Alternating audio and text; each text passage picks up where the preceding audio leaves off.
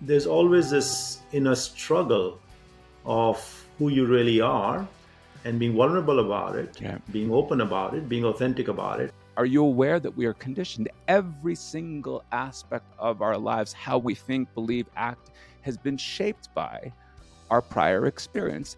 When people find you, when they come to you, what are they still chasing? When you start digging and when you start realizing, like answering the three hardest questions, what do you want? Why do you want it? And what are you willing to do to get it? It starts to unravel. All of us, when we are growing up, we go through all kinds of experiences and we carry that baggage with us, good or bad or indifferent. Welcome to Living with Sunny. This is your host, Sunny Singh, with my friend Thomas Power. Hello? Hi, Thomas. Today we are talking to executive coach Shasheen Shah. Hi, Shasheen. Welcome to the show. Hi, Sunny. Hi, Thomas. It's great to be here. You've been working with a lot of professionals who've had a lot of success in their lives, but yet you've had a constant theme emerging that they don't find themselves fulfilled. And so I really want to delve into professional well being, living professional well being, fulfillment, and how all of these things come together. Yes. Yes. I hear a lot of that. I mean, listen, my lens into the world, started when I was a young kid. I mean, I grew up in an affluent suburb of New York City. And from a very young age, I was exposed to quote unquote this good life with people with titles and degrees and houses and cars and a life and a lifestyle that most would aspire to. And it's a good life. I mean, my gosh, it's a really good life. In my practice, who has found me have been people who have arguably run up the ladder and rung the bell and achieved and have won that game extraordinarily. I mean, with on paper, on any kind of standardized version of success, you would easily say, wow, that's amazing. What I've seen is that there's a group of people within that who, after doing all of that, have been left with this: is this all there is? Is there something else? I've done what I was supposed to do. I followed the steps, the prescription that was laid out for me. I did my job. And yet, what I've observed has been that there's been some unintended consequences of pursuing that path. And my purpose of writing the book that I wrote, The Kid and the King, was to just highlight the importance of, I love holistic living, right? Being able to balance out both sides. And I think we all are from this generation that a lot of this kind of soft talk and this how do you feel, movement wasn't really in the mainstream of business, in the mainstream of career building. It was put your head down, set a target, and go. We talk about success. We talk about he's really successful. He's doing great. But the qualifiers of that, I don't know, are kind of ill defined, I think. Like what financially, spiritually, emotionally, degree wise, educationally. I mean, how are you going to define that? So I think that there's an opportunity here to kind of shed light maybe where there hasn't been a lot of light shed, and make sure that this conversation comes to the surface. The belief behind all of that psychology is that when we get to that next level, well, it's going to be great. And then there's this wonderful emotional experience that's going to happen as a result of it. But if it's fleeting, it becomes unsustainable fuel that typically will burn yourself out. Very well said, and we'll come to this. I like the phrase "unsustainable fuel of living." I'll Yeah, come to that in just a second. sure. You alluded to when you started the conversation about you growing up as a child, what your environment was like, and it made me go back memory lane and say, okay, when I was growing up, what kind of insecurities, what kind of anxiety did I have, what kind of experiences did I have, and how this started shaping me, including expectations of society, expectations of from my parents, if any, from my friends, and going to school from my teachers. And so those experiences in life from childhood shape and color the lens with which you look at the world as you grow up. And you've talked about that. You talk about that with a lot of force. Share your thoughts and point of view on that.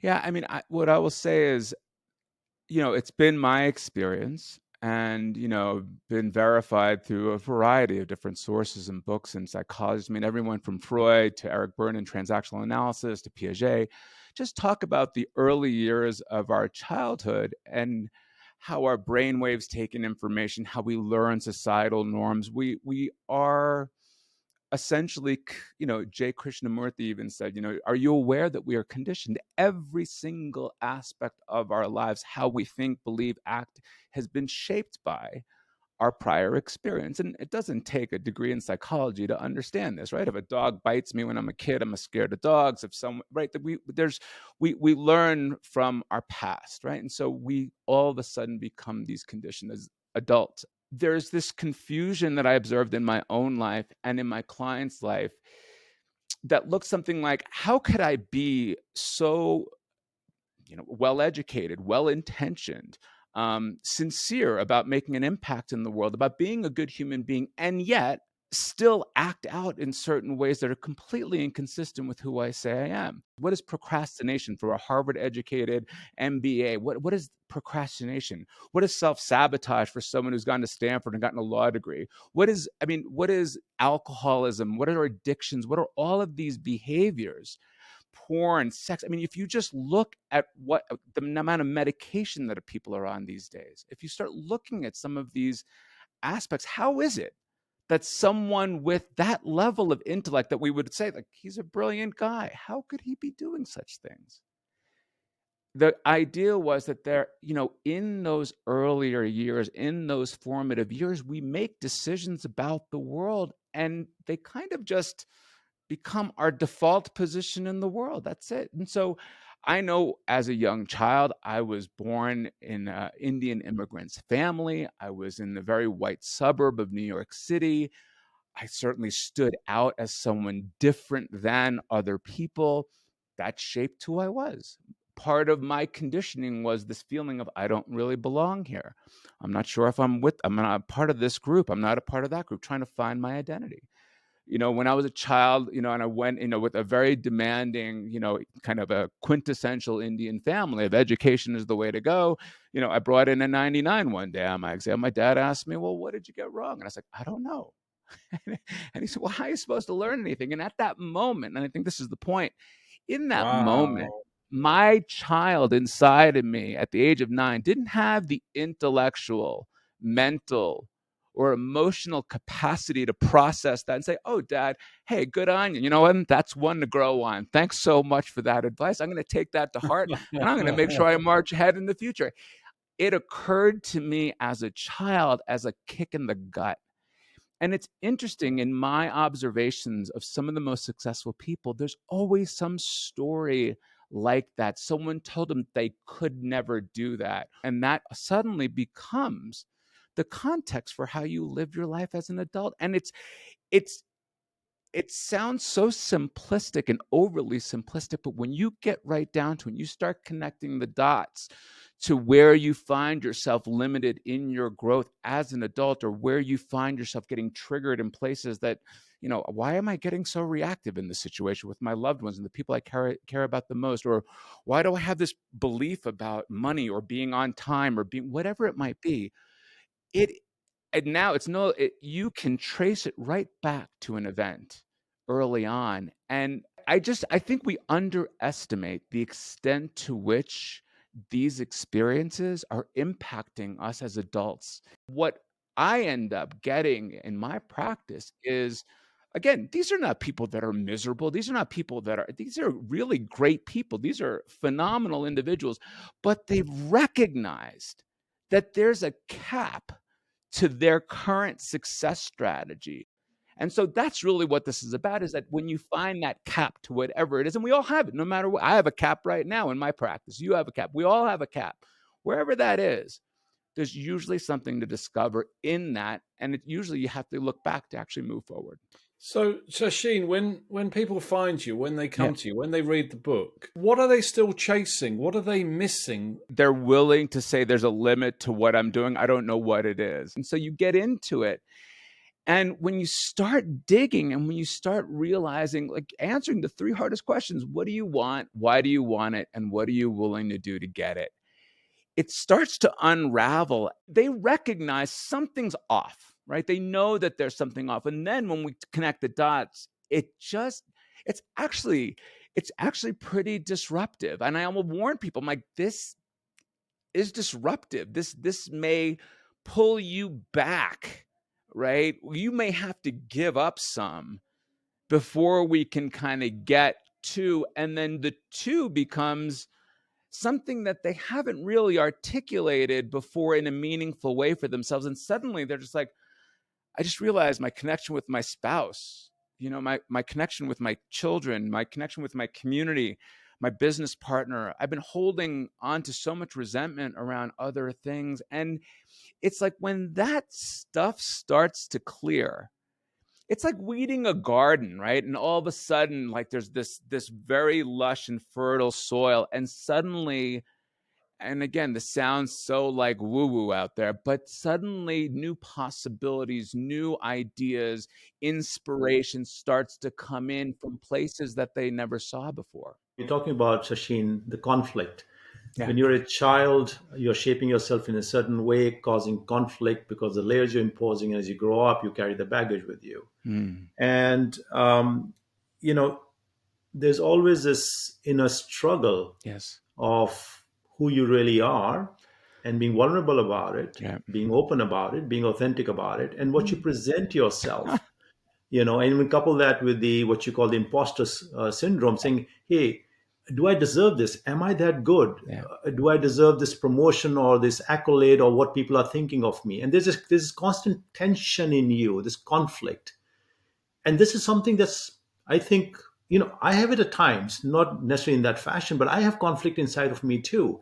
And when I look at my childhood, where I am today, and how I engage and interact and how I receive what I see. So I think almost everybody or every professional is facing that. How do we deal with this? I think the first piece is contextual, right? So I think what I was brought up with and my understanding was with the darkness, when that discomfort comes, what there is to do is crush it. And I think that what a lot of the self-help industry has delivered to its participants is a strategy that kind of conquers and crushes that part of the spirit and suppresses it so that you can then go lose that weight. You can then go hit that target. And the issue for me is that it works. It's actually an effective strategy. You pull out the hammer and you bang, and it works. You can do great things. Most of what's been built has been done with this big hammer. So there's that. The adversarial relationship that the current conventional thinking sets up between the part of us that knows how to go out there and knock it out of the park and the side of us that also feels that insecurity, self-doubt, and worry.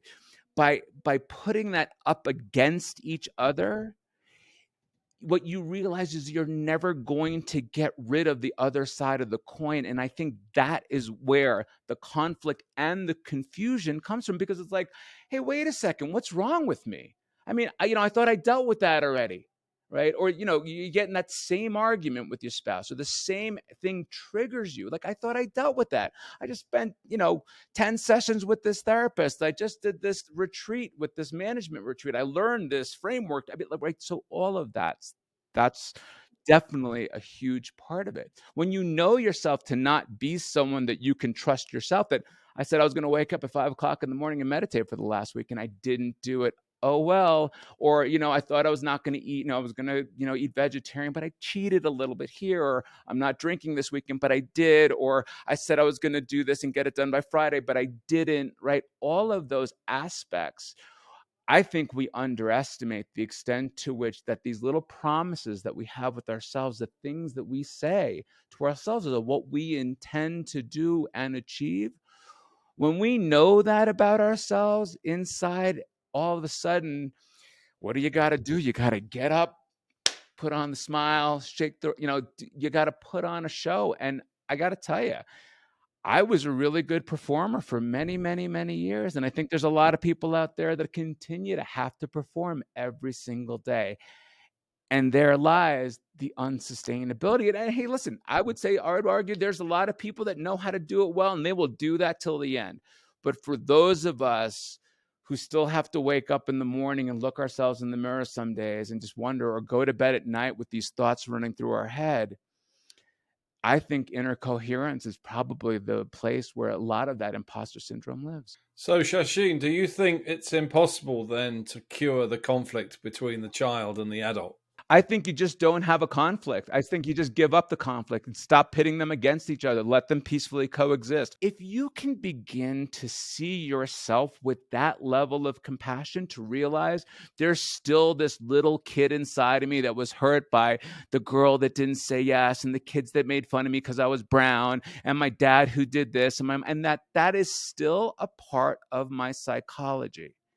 And allow that to just be there. Not good, bad, right, or wrong, but just is what it is. Having that compassion about your own story, your own experiences, your own wounds, your own hurts, and all of that, your own humanity, it does actually have a net effect on how you end up relating to others, how you're able to meet people where they are. And as a leader, I think it's the number one skill set that needs to be developed to really be effective. Wow, that's good. That's powerful.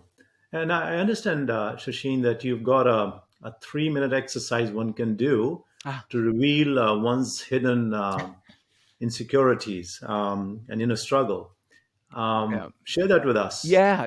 This was where the genesis of the book came out, and it was really a simple question. It was someone that it was one of I think it was a therapist actually, and she said, "Well, just list 5 of your most powerful attributes, Shashin, things that you're most proud of in your life, right? So take a moment, write down 5, and then now write down 5 attributes about yourself that you're not so proud of, aspects of your personality that if they were gone, life would become just easier. Like you just find yourself getting tripped over these aspects and it robs you from the experience of life."